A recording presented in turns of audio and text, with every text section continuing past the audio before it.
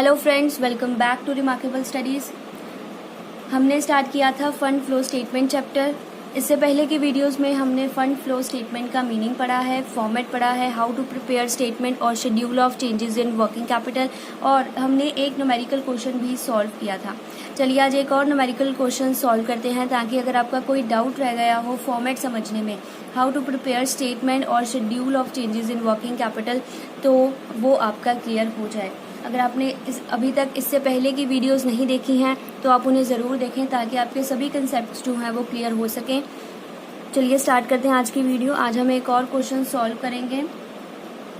हमें क्वेश्चन में बोला है प्रिपेयर करने के लिए a statement of changes in working capital. हमें पता है जब भी हमें statement of changes in working capital prepare करना है तो हमें अगर ज़रूरत है तो वो है सिर्फ और सिर्फ करंट एसेट्स और करंट लाइबिलिटीज़ की। तो सबसे पहले आप अपने क्वेश्चन में चेक करें कि आपको करंट एसेट्स और करंट लाइबिलिटीज़ कहाँ दी गई हैं। करंट लाइबिलिटीज़ ये गिवन है हमें क्वेश्चन में, लोन गिवन है, ट्रेड क्रेडिटर्स गिवन है और बिल्स पेबल गिवन है।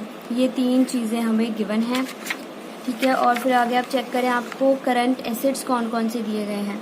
करंट एसेट्स ये रहे, उनमें गिवन है हमें इन्वेंट्रीज दी गई है, ट्रेड रिसीवेबल्स दिए गए हैं और कैश एंड कैश इक्विवेलेंट्स, इसमें भी हमें तीन चीज़ें दी गई हैं। चलिए स्टार्ट करते हैं अब हम अपना क्वेश्चन। चलिए हमने यहाँ पर फॉर्मेट जो है वो ड्रॉ कर लिया है। फॉर्मेट मैंने आपको ऑलरेडी समझा चुकी हूँ कैसे हमें इसको प्रिपेयर करना है। अगर आपने ये भी फॉर्मेट की वीडियो अभी तक नहीं देखी है तो आप उसे ज़रूर देखें। फॉर्मेट की जो वीडियो है उसका लिंक आपको डिस्क्रिप्शन बॉक्स में मिल जाएगा, वो है पार्ट 2 फंड फ्लो स्टेटमेंट का।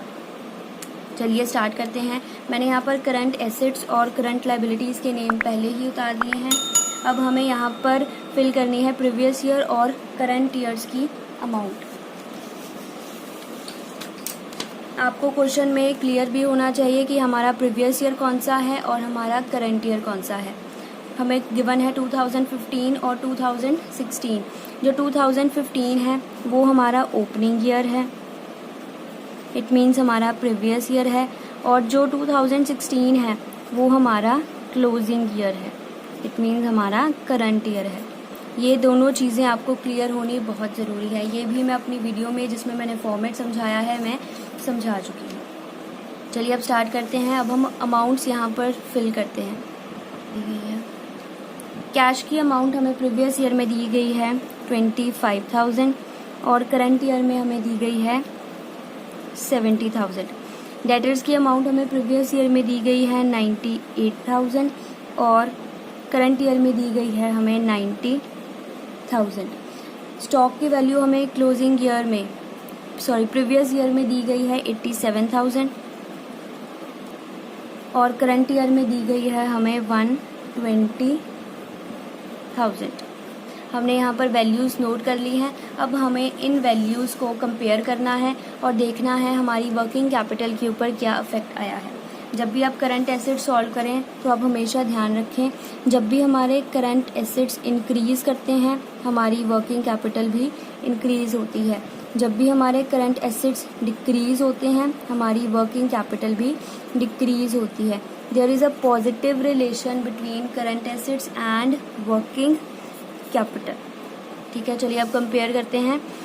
पहले हमारे पास कैश की वैल्यू थी 25,000 और अब कैश की वैल्यू है 70,000। इट मीन्स हमारा जो कैश है वो पहले से इंक्रीज़ हो गया है। जब हमारा करंट एसेट इंक्रीज़ होता है हमारी वर्किंग कैपिटल भी इंक्रीज़ हो जाती है। कितना डिफरेंस है दोनों में? 45,000 का। सो 45,000 यहाँ इंक्रीज़ के कॉलम में आ जाएगा। उसके बाद डेटर्स, पहले डेटर्स थे 98,000 के, अब डेटर्स की वैल्यू है 90,000। इट मीन्स हमारे डेटर्स जो हैं वो डिक्रीज़ हो गए हैं। जब करंट एसेट डिक्रीज़ करता है हमारी वर्किंग कैपिटल भी जो है वो डिक्रीज़ कर जाती है। अमाउंट आएगी जितनी इन दोनों में डिफरेंस होगा उतना। उसके बाद स्टॉक है। स्टॉक हमारे पास प्रीवियस ईयर में था 87,000, लेकिन अब उसकी वैल्यू है 1,20,000। इट मीन्स हमारा जो स्टॉक है वो इंक्रीज़ हो गया है। जब स्टॉक हमारा इंक्रीज़ हुआ है, करंट एसेट इंक्रीज़ हुआ है, तो हमारी वर्किंग कैपिटल भी जो है वो इंक्रीज़ हो जाएगी। डिफरेंस कितना है दोनों में? 33,000 का। 33,000 हमने यहाँ जो है वो इंक्रीज़ के कॉलम में लिख दिया। अब आप टोटल कर लीजिए प्रीवियस ईयर के करंट एसेट्स का भी और करंट ईयर के करंट एसेट्स का भी। 25,000 प्लस 98,000 प्लस 87,000, ये आ जाएगा 2,10,000। उसके बाद करंट ईयर का टोटल 70,000 प्लस 90,000 प्लस 1,20,000, ये आ जाएगा 2,80,000। यहाँ पर हमारा करंट एसेट्स का पार्ट कंप्लीट हो गया। चलिए अब हम करंट लायबिलिटीज़ का पार्ट भी कंप्लीट करते हैं। चलिए अब देखिए, ट्रेड क्रेडिटर्स की वैल्यू प्रीवियस ईयर में थी हमारे पास 50,000 और अब ट्रेड क्रेडिटर्स की वैल्यू है 45,000। नेक्स्ट है बिल्स पेबल। प्रीवियस ईयर में बिल्स पेबल की वैल्यू थी 20,000 और करंट ईयर में वैल्यू है 35,000। लोन की वैल्यूज़, प्रीवियस ईयर में लोन की कोई अमाउंट नहीं थी तो हमने यहाँ पर डैश छोड़ दिया, नील कर दिया, और करंट ईयर में लोन की वैल्यू है हमारे पास 20,000। चलिए अब हमने कंपेयर करना है कि इनमें क्या चेंज आया है और चेंज होने से हमारी वर्किंग कैपिटल के ऊपर क्या इफेक्ट आया है। जब भी आप करंट लायबिलिटीज़ वाला पार्ट सॉल्व करें तब आप हमेशा ध्यान रखें, जब भी हमारी करंट लायबिलिटीज़ इंक्रीज़ होती हैं हमारी वर्किंग कैपिटल डिक्रीज़ होती है। जब भी हमारी करंट लायबिलिटीज़ डिक्रीज़ होती हैं हमारी वर्किंग कैपिटल इंक्रीज़ होती है। There is a negative relation between current liabilities and working capital. चलिए अब कंपेयर करते हैं। पहले ट्रेड क्रेडिटर्स की वैल्यू थी 50,000 और अब वैल्यू है 45,000। इट मीन्स हमारी जो करंट लायबिलिटी है वो डिक्रीज़ हो गई है। जब करंट लायबिलिटी डिक्रीज़ होती है तब वर्किंग कैपिटल इंक्रीज़ हो जाती है। अमाउंट आ जाएगी यहाँ पर 5,000 इंक्रीज़ के कॉलम में। उसके बाद बिल्स पेबल, पहले बिल्स पेबल की वैल्यू थी 20,000, अब इनकी वैल्यू है 35,000। इट मीन्स हमारे जो बिल्स पेबल हैं वो इंक्रीज़ हो गए हैं। जब करंट लायबिलिटी इंक्रीज़ करती है हमारी वर्किंग कैपिटल डिक्रीज़ करती है। अमाउंट आ जाएगी यहाँ पर 15,000, जो इन दोनों के बीच में डिफरेंस है। उसके बाद लोन, प्रीवियस ईयर में हमारे पास कोई लोन नहीं था लेकिन करंट ईयर में हमारे पास लोन है।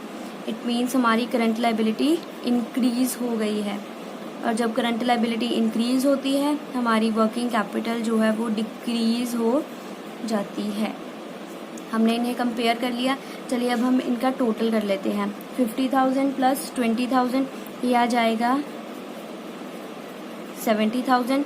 उसके बाद 45,000 प्लस 35,000 प्लस 20,000, ये आ जाएगा हमारे पास 1 लाख।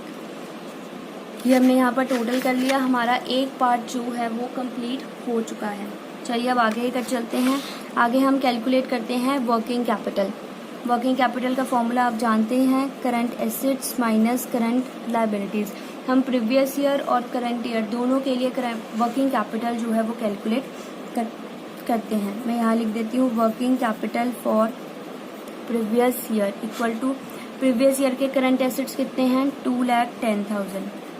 2,10,000 माइनस प्रीवियस ईयर के करंट लायबिलिटीज़ हैं 70,000 माइनस 70,000, ये आ जाएगा 1,40,000। ये 1,40,000 हम यहाँ प्रीवियस ईयर के कॉलम में फिल कर देंगे। उसके बाद हम कैलकुलेट करेंगे working capital for current year equal to, current year के करंट एसेट्स कितने हैं? 2,80,000 माइनस करंट ईयर की करंट लायबिलिटीज़ 1 लाख, ये आ जाएगा यहाँ पर 1,80,000। ये हमने यहाँ पर करंट ईयर के कॉलम में फिल कर दिया। अब हमें इन्हें बैलेंस करना है, हमें इन्हें भी बैलेंस करना है, इन दो कॉलम्स को जो इनमें से कम है, और हमने जो हमारे पास ये इंक्रीज़ और डिक्रीज़ के कॉलम हैं हमने उन्हें भी जो है वो बैलेंस करना है। चलिए पहले हम इन्हें बैलेंस कर लेते हैं, इंक्रीज़ और डिक्रीज़ के कॉलम को। सबसे पहले आप चेक कर लें कि आपके पास कौन सा कॉलम है जिसकी वैल्यूज़ ज़्यादा हैं। इंक्रीज़ वाला कॉलम ज़्यादा लग रहा है। पहले हम इसका टोटल कर लेते हैं। 45,000 प्लस 33,000 प्लस 5,000, ये आ गया हमारे पास 83,000। अब डिक्रीज़ वाले कॉलम का भी टोटल कर लेते हैं। 8,000 प्लस 15,000 प्लस 43,000, इसका टोटल आया हमारे पास 43,000। ठीक है, अब हमें 43,000 है। अब हमें चेक करना है कि यहाँ पर कितना बैलेंस जो है वो आएगा। 83,000 माइनस 43,000, ये डिफरेंस बचा हमारे पास 40,000 का, दैट इज़ बैलेंसिंग फिगर। अब हमें चेक करना है कि इनमें से किसी एक कॉलम में भी, प्रीवियस और करंट ईयर के कॉलम में से किसी एक कॉलम में भी हमारा 40,000 का बैलेंस ही बचना चाहिए। अगर 40,000 बचेगा तभी हमारा आंसर ठीक होगा। चलिए अब चेक करते हैं। सबसे पहले मैंने आपको बताया है कि जिस कॉलम का टोटल ज़्यादा है, जिसमें ज़्यादा वैल्यू है, हाँ, आप पहले उसका टोटल लिख लीजिए। ये आ जाएगा दोनों कॉलम्स में 180। ठीक है, अब हमने देखा कि प्रीवियस ईयर में जो है वो बैलेंस कम है। कितना बैलेंस कम है? 40,000 का। इट मीन्स यहाँ भी बैलेंसिंग फिगर बची 40,000 और यहाँ भी 40,000 बची। इट मीन्स जो हमारा आंसर है वो बिल्कुल ठीक है। अब देखिए फ्रेंड्स, हमने बैलेंस लिख लिया। अब हमें यहाँ पर लिखना है हमारी वर्किंग कैपिटल इंक्रीज हुई है या डिक्रीज हुई है। अब ध्यान दीजिए कैसे लिखेंगे। पहले हमारी वर्किंग कैपिटल थी 140,000 की, 1,40,000 की, अब हो गई है 1,80,000 की। इट मीन्स हमारी वर्किंग कैपिटल जो है वो पहले से इंक्रीज हो गई है। इट मीन्स हम यहाँ पर लिख देंगे net increase in working capital, और ये हमारा क्वेश्चन यहाँ पर सॉल्व हो गया। बहुत ही इजी क्वेश्चन है, सिंपल क्वेश्चन है अगर आपने ध्यान से फॉर्मेट को समझा है। चलिए फ्रेंड्स, इस वीडियो को यहीं पर ख़त्म करते हैं और मिलेंगे अपनी नेक्स्ट वीडियो में, जिसमें हम इनके आगे के टॉपिक्स भी साथ साथ सॉल्व करेंगे। तब तक के लिए अगर आपने चैनल सब्सक्राइब नहीं किया है तो सब्सक्राइब ज़रूर करें, वीडियो को लाइक ज़रूर करें, शेयर ज़रूर करें और मुझे कमेंट सेक्शन में ज़रूर बताएं आपको ये वीडियो कैसी लगी। Thank you.